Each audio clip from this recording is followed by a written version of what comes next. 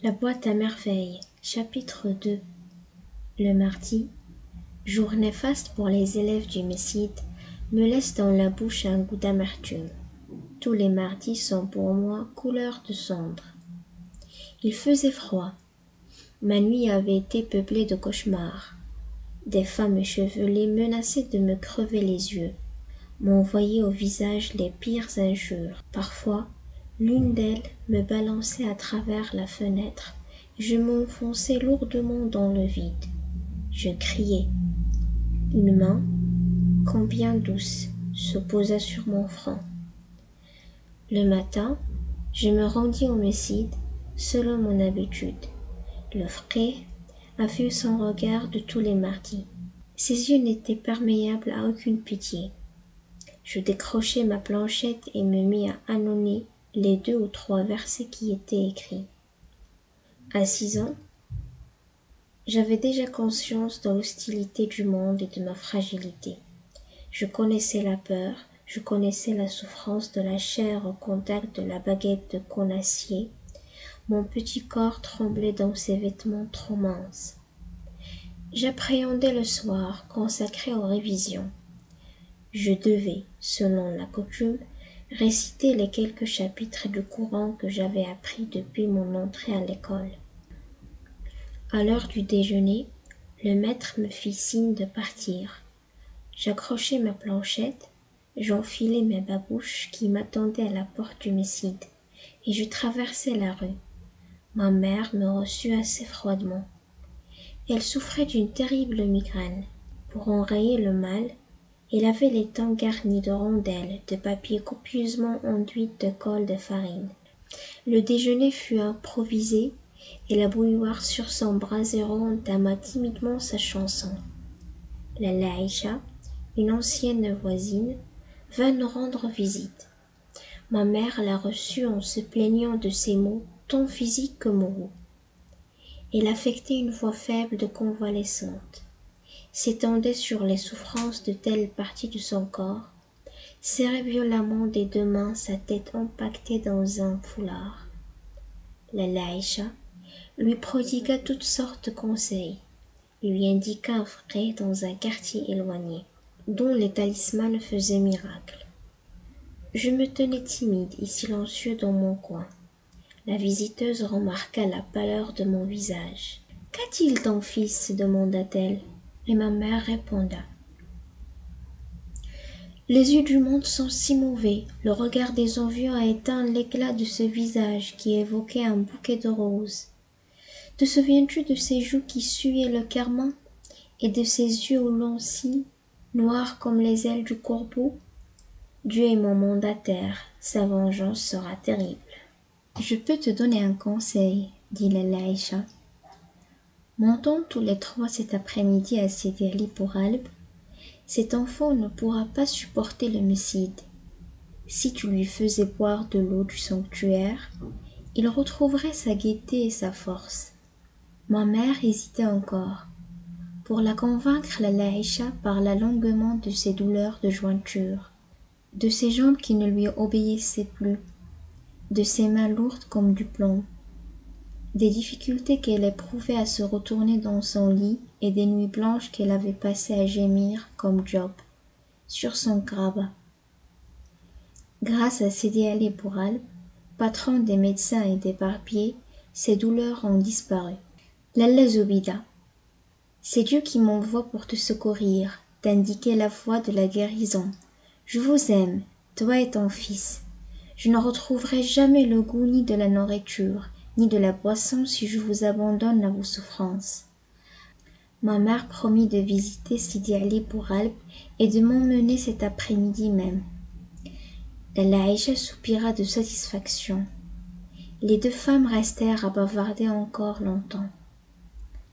Ma mère monta sur la terrasse, redescendit avec une brassée de plantes aromatiques qu'elle cultivait dans des pots ébréchés et de vieilles marmites d'émail. Elle parfuma son thé de verveine et de sauge, proposa à la Laïcha une petite branche d'absinthe à mettre dans son verre. Elle refusa poliment, déclara que ce thé était déjà un véritable printemps. Je me mis dans mon verre toutes sortes de plantes aromatiques. Je les laissai longtemps macérer. Mon thé devint amer, mais je savais que cette boisson soulageait mes fréquentes coliques. Ma mère se leva pour se préparer.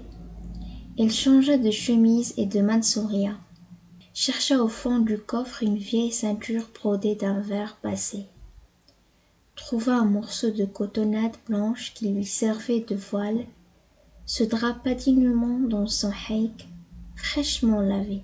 C'était en vérité un grand jour.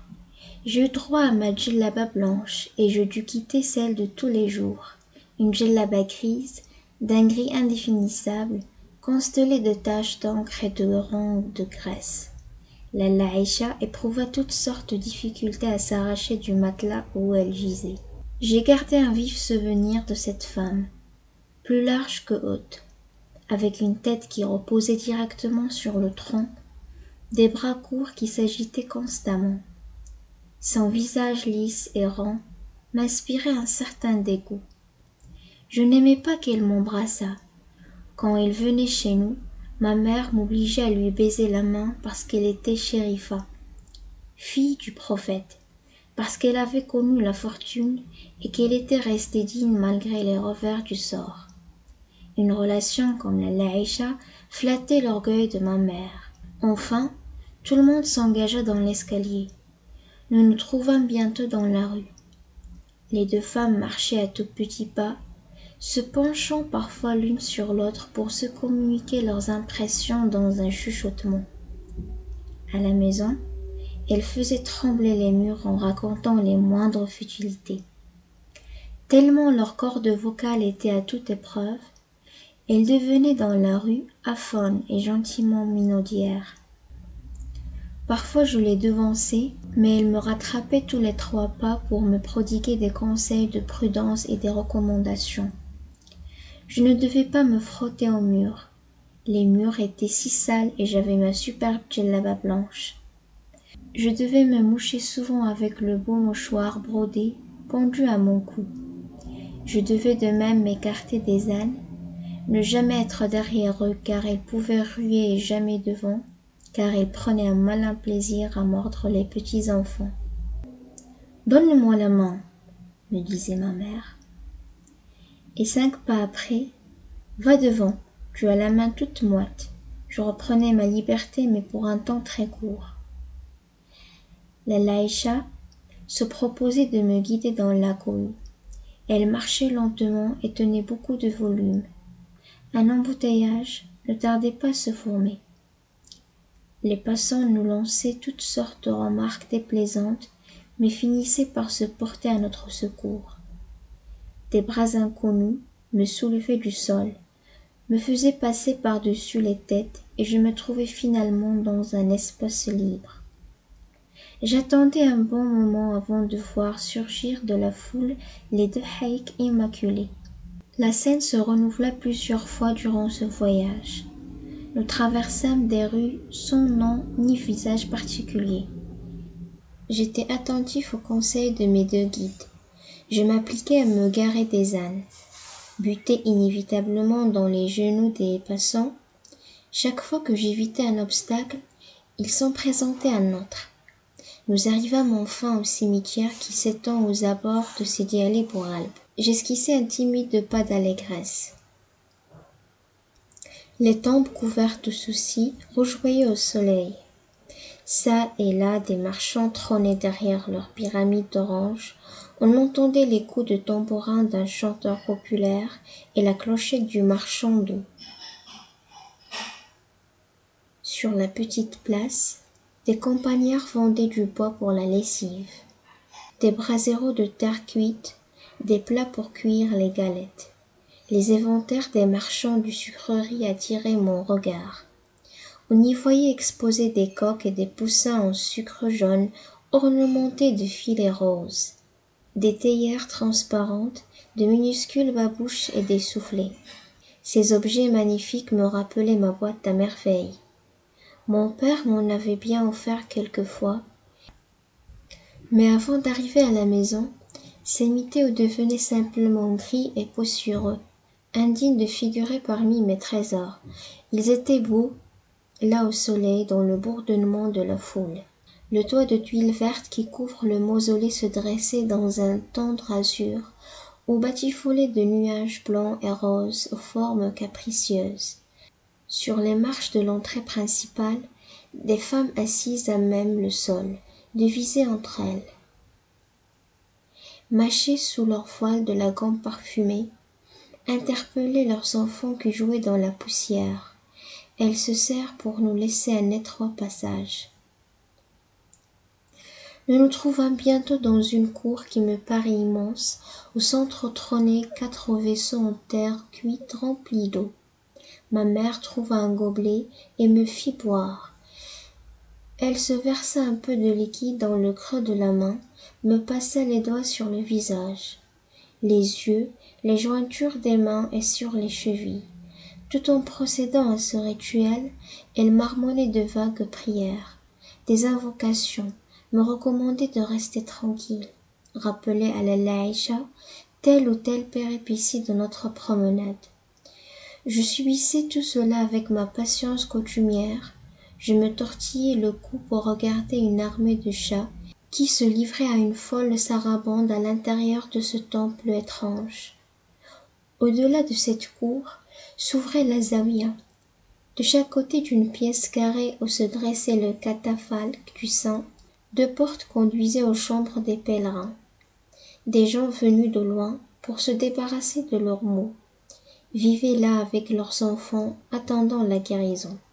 En arrivant devant le catafalque, la Laïcha et mère se mirent à appeler à grands cris le saint à leur secours, l'une ignorant les paroles de l'autre. Chacune lui exposait ses petites misères, frappait du plat de la main le bois du catafalque, gémissait, suppliait, vituperait contre ses ennemis. Les voix montaient, les mains frappaient le bois du catafalque avec plus d'énergie et de passion. Un délire sacré s'était emparé des 2 femmes. Elles énuméraient leurs maux, exposaient leurs faiblesses, demandaient protection, réclamaient vengeance, avouaient impureté, proclamaient la miséricorde de Dieu et la puissance de Sidi Ali Bouralb. On appelait à sa pitié. Épuisées par leur ferveur, elles s'arrêtèrent enfin. La gardienne du mausolée vint les complimenter sur leur piété et joindre ses prières aux leurs. « Vos vœux seront exaucés et vos désirs comblés, dit-elle pour conclure. Dieu est généreux, il soulage les souffrances et panse toutes les blessures. Sa bonté s'étend à toutes les créatures. N'est-ce pas un signe de sa bonté de nous avoir envoyé des prophètes pour détourner de la voie du mal et nous indiquer le chemin du paradis?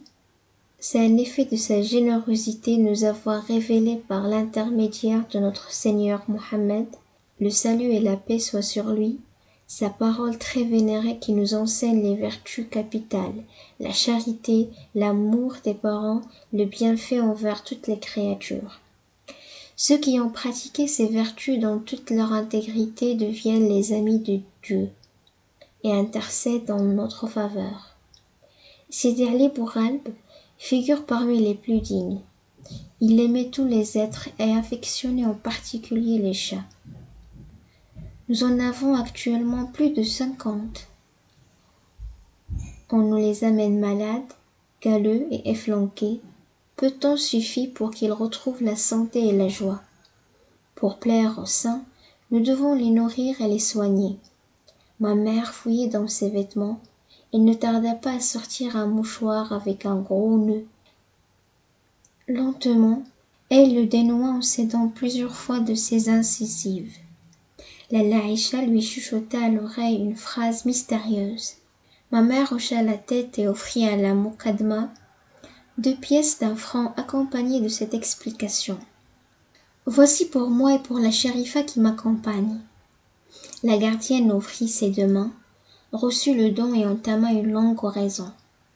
Des femmes arrivèrent de l'extérieur et se joignirent à notre petit groupe pour bénéficier de ce moment de grâce, pour profiter de cette rosée spirituelle qui rafraîchit les cœurs. Lentement, Je me glissai hors de cet essaim de femmes pour aller caresser un gros mâteau étalé de tout son long contre le mur. Il me regarda de ses yeux jaunes, ronronna et m'envoya un magistral coup de griffe. Le sang gicla, ma main se mit à me cuire atrocement. Je poussai un cri, ma mère se précipita, folle d'inquiétude, bousculant ses voisines, butant dans son haï qui traînait sur le sol. La blessure me faisait mal et je hurlais sans discontinuer.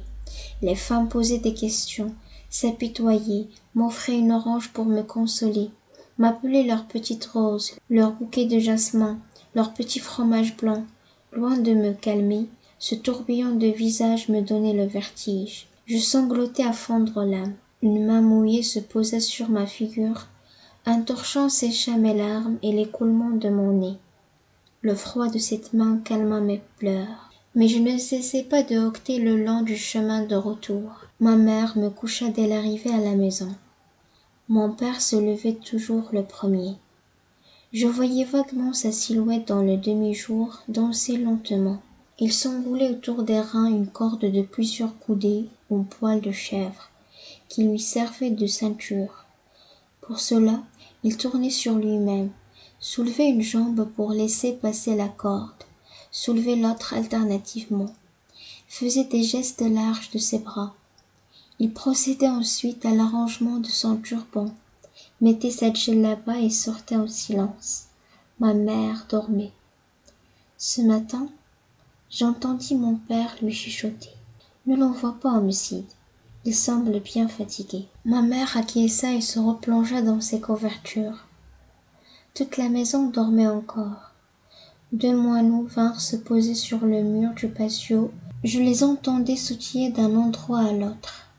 Frappant l'air de leurs courtes ailes, ils discutaient avec passion, et je comprenais leur langage. Ce fut un dialogue passionné. Ils affirmèrent ceci avec conviction. J'aime les figues sèches. Pourquoi aimes-tu les figues sèches? Tout le monde aime les figues sèches. Oui, oui, oui, oui. Tout le monde aime les figues sèches. Les figues sèches, les figues sèches, les figues sèches. Les ailes froufroutèrent. Les 2 moineaux partirent continuer leur conversation sur d'autres toits. Je comprenais le langage des oiseaux et de bien d'autres bêtes encore, mais ils ne le savaient pas et s'enfuyaient à mon approche. J'en éprouvais beaucoup de peine. Des sons entrechoqués cliquetèrent dans le patio. La chouafa se levait la première, et c'était tant mieux.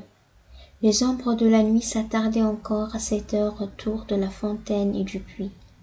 Dans les lieux d'aisance et dans l'immense débarras où chaque locataire à tour de rôle procédait à sa toilette, la chouafa connaissait les paroles efficaces qui rendaient ces ombres inoffensives. Chaque jeudi soir, elle brûlait des aromates, aspergeait les coins de lait ou d'eau odoriférante, prononçait de longues incantations. Une porte claqua. Zineb, la fille de Rahma, se mit à geindre. Sa mère la gratifia d'une gifle sonore et la noya sous un flot d'injures. « À ton âge, n'as-tu pas honte de mouiller ton lit presque chaque nuit? Je devrais te lâcher dans une étable au lieu de te préparer chaque soir ton matelas. » La chouafa l'interrompit. « Que ta matinée soit heureuse, Rahma. Que ta journée soit ensoleillée, Lalla. Comment te sens-tu ce matin? Je remercie le Seigneur. Il m'a infligé une terrible punition le jour où il m'a donné cette pisseuse de mauvais augure. Je le remercie pour ses dons innombrables. Je le remercie dans la joie comme dans l'affliction. Éloigné soit de toi tout sujet de chagrin. Prends patience, cet enfant guérira. Elle sera ta consolation dans ce monde de misère. Dieu t'entende, Lalla.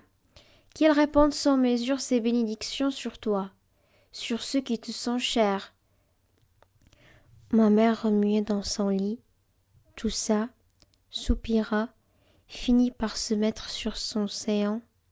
Elle se leva et ouvrit la fenêtre. La lumière m'éclaboussa les yeux et me fit mal. J'entendis s'ouvrir les volets de Fatma Bziouia.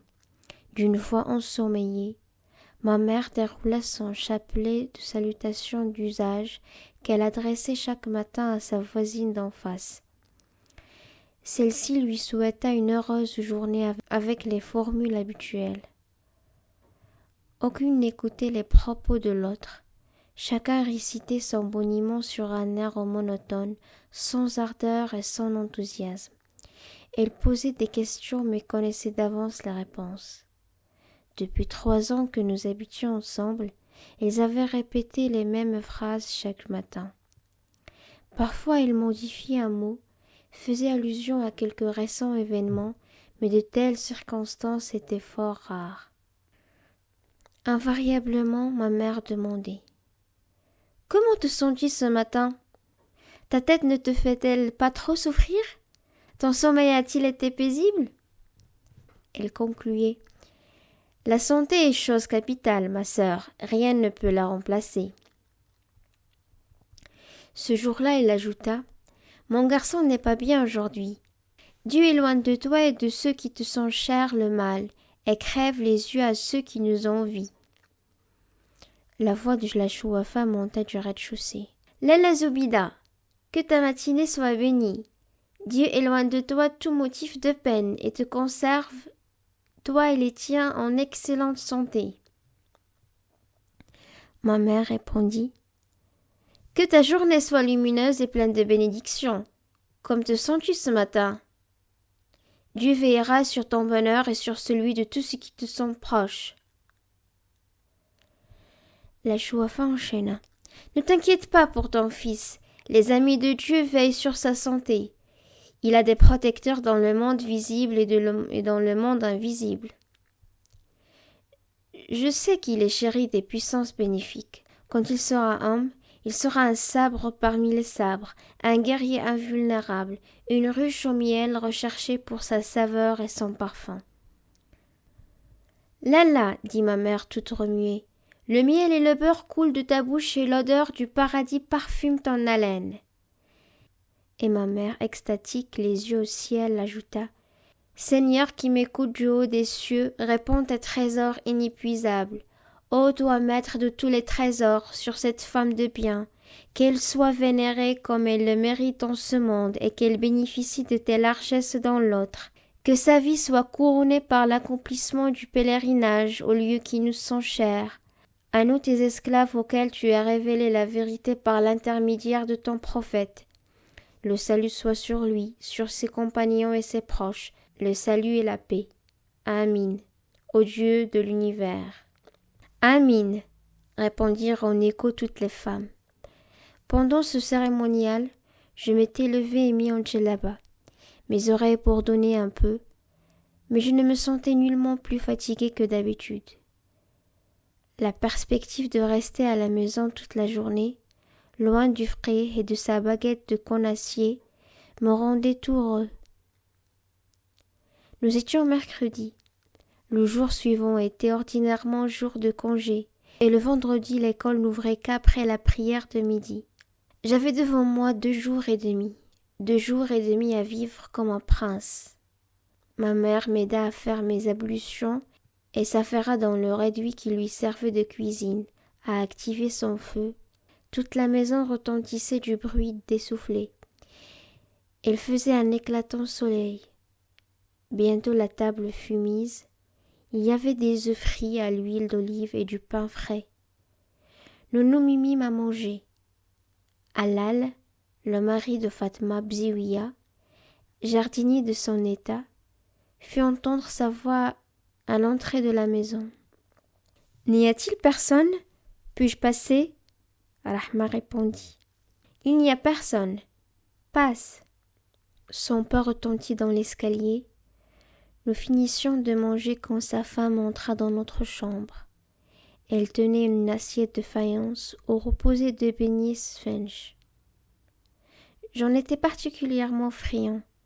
Ma mère se leva pour recevoir la visiteuse, le visage ennuyé, la bouche pincée. Elle débita les formules qui exigent la politesse en de telles occasions. « Fatma, pourquoi t'es-tu dérangée? Je ne peux pas accepter. Nous avons, louange à Dieu, amplement de quoi nous rassasier. 2 beignets, c'est beaucoup trop. Par Dieu, je ne peux accepter. Notre voisine essayait de vaincre cette résistance. Elle prenait la main de ma mère et protestait avec chaleur.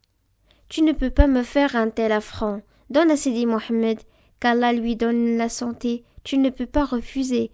C'est si peu de choses. Enfin, ma mère remercia. Dieu te comblera de ses bienfaits et te fera goûter des nourritures du paradis qu'il réserve à ses élus. Dieu ouvrira pour toutes les portes de ce trésor. Fatma alla rejoindre son mari et ma mère poussa de mon côté l'assiette avec les 2 beignets. « Mange-les, toi qui les aimes, » me dit-elle. Mon estomac ne supporte pas les beignets. Je me régalais.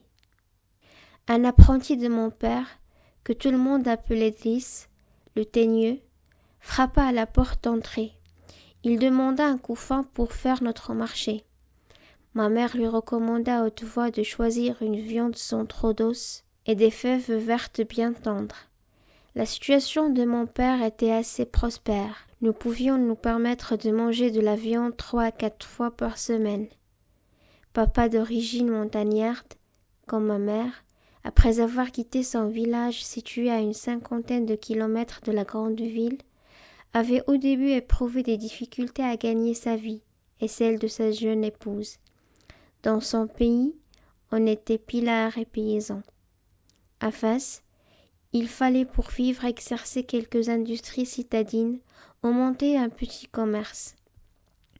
Dans notre famille, vendre et acheter a toujours été considéré comme le métier le plus vil. Mon père se souvint avoir été un moment de sa jeunesse dans l'atelier de l'un de ses oncles maternels, tisserand de couverture. Il s'acheta donc un minimum de matériel, loua un coin dans un atelier et s'installa tisserand. Il faisait honnêtement son travail, améliorait de jour en jour sa production. Bientôt ses articles furent très disputés et le ménage jouit d'un certain confort. Mon père avait un vieil ouvrier avec lui sur le métier. Driss, le teigneux, garnissait les canettes et faisait les commissions. Driss venait 2 fois par jour à la maison. Le matin acheter les provisions et au milieu du jour chercher le déjeuner de son patron. Mon père mangeait à l'atelier. Il venait seulement le soir, après la dernière prière. Le vendredi faisait exception. Ce jour-là, mon père était à son métier jusqu'au midi environ. Il payait ses employés, alla à la mosquée pour la grande prière, et nous déjeunions en famille. Driss revint chargé de son lourd panier. Ma mère en fit l'inventaire. Le teigneux n'avait rien oublié. La viande avait bon aspect et le verre des cosses de fèves faisait saliver abondamment. Le couffin contenait outre de l'ail, du persil et quantité de petits paquets d'épices. Nous avions de l'huile, du charbon et de la farine pour tout le mois. Quand ma mère parlait de l'œil des envieux, elle pensait sûrement à ses richesses. Les voisines moins fortunées nous jalousaient un peu. Elle n'ignorait d'ailleurs aucun détail de notre vie domestique. Ma mère, de son côté, connaissait les difficultés de tout le monde, l'état des finances de chaque ménage, les dettes qu'il contractait, ses dépenses de chaque jour et la qualité de son ordinaire. Les fèves furent versées dans un large panier en sparterie en forme de plat. « Tu m'aideras à les écosser, » me dit maman. J'acquiesçai et me mis aussitôt à l'ouvrage. Je fus vite dégoûté de ce travail. J'allais risquer un œil dans la chambre de Bziouia. Elle roulait du couscous. Dans un coin, s'amoncelaient divers légumes, navets, carottes, courges rouges et oignons. Notre voisine m'aimait beaucoup. Elle laissa un moment son couscous pour fouiller dans un panier. Elle me tendit avec un large sourire un radis d'un rouge de rubis long d'un empan. Je lui fis un sourire pour la remercier et plantai mes dents dans la chair rose de cette friandise. Le goût en était si fort que les larmes me sortirent des yeux. Je ne dis rien. Je partis à reculons, grimpai les marches qui conduisaient sur la terrasse et jetai par-dessus le mur qui nous séparait d'une autre maison. Le beau radis. Le soleil était clair et chaud. Un chat blanc et noir reposait sur le mur et suivait mes mouvements de ses yeux à demi fermés. Je ne m'en approchai point. Le coup de griffe du matheux pensionnaire de Sidi Ali pour Albe m'avait appris à me méfier des chats qui ronronnent au soleil. Ma mère s'inquiétait déjà de mon absence. Elle m'appelait à la cantonade. Je m'engageai dans l'escalier pour redescendre. Quelqu'un montait pieds nus, les pas mous et le froufrou des vêtements se rapprochaient. Apparut Rahma. Ma mère ne lui parlait plus depuis leur dispute. Les deux femmes évitaient de se rencontrer. Moi, je ne savais pas s'il fallait lui sourire ou me sauver. Je me plaquai contre le mur et attendis que les événements décidassent pour moi. En arrivant à ma hauteur, Rahma s'arrêta, me caressa la joue et me glissa un objet dans la main, un objet lisse et froid. Mais dont le toucher me plongea dans un bain de délices. « C'est pour toi », me murmura notre voisine. Je ne répondis rien et courus rejoindre ma mère qui s'impatientait. L'objet était toujours dans le creux de ma main et dégageait une fraîcheur d'eau de source. Installé dans un coin de la pièce, c'était un grand cabochon de verre à facettes taillées en diamant. Un bijou fabuleux et barbare, provenant à n'en pas douter de quelque palais souterrain où demeurent les puissances de l'invisible. Était-ce un message de ces lointains royaumes? Était-ce un talisman? Était-ce une pierre maudite qui m'était remise par notre ennemi pour attirer sur la colère des démons? Que m'importait la colère de tous les démons de la terre? Je tenais dans mes mains un objet d'une richesse insoupçonnable. Il prendra place dans ma boîte à merveilles, et je saurai découvrir toutes ses vertus. Ma mère me trouva dans mon coin. Elle me jeta un regard négligent et dit « Encore un bout de verre? Fais attention de ne pas te blesser. »